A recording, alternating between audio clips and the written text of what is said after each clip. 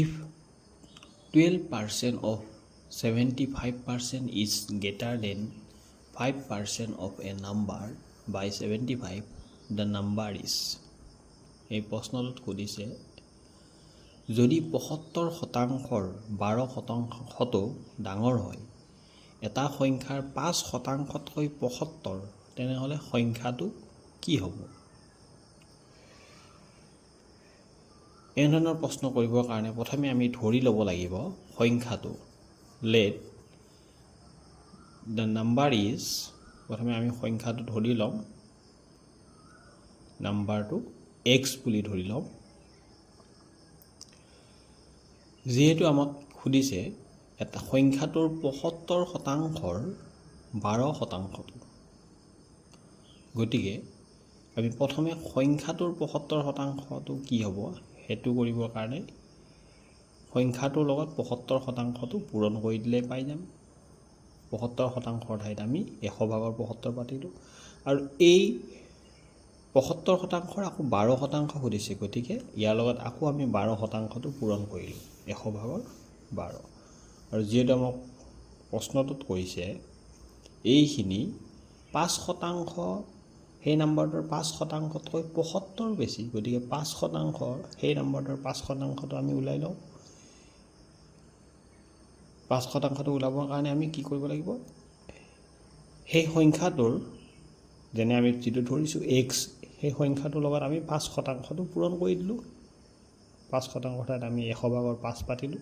আৰু যেহেতু ইয়াৰ আগৰ পাৰ্টটো x 75 বেছি বুলি কৈছে গতিকে আমি ইয়াৰ লগত 75 যোগ কৰিলে দুটা সাইড দুটা সমান হ'ব গতিকে আমি এই সমীকৰণটো সমাধান কৰিলে আমি ইয়াৰ উত্তৰটো পাম আমি প্ৰথমে ইয়াক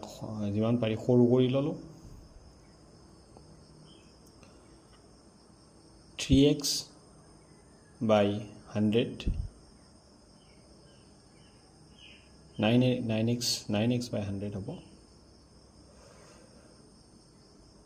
ইকুৱেল টু ইয়াক যদি আমি সমাধান কৰোঁ তলত আহিব আমাৰ 100 আৰু ওপৰত 5x plus 75 আৰু ইয়াক যদি সমাধান কৰোঁ আমি 100/9x equal to 100/5x plus 7500 যেটো তলত দুটা সাইডে 100 আছে আমি 100 কাটাকাটি কৰিলোঁ 9x ইকুৱেল টু 5x যোগ 7500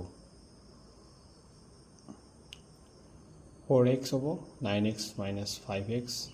7500 4x 7500 x equal to 7500/4x আৰু ইয়াক সমাধান কৰিলে আমি পাম 1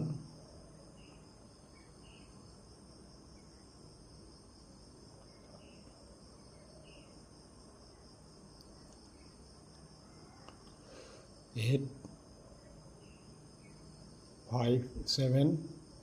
075 1875 হ'ব ইয়াৰ উত্তৰ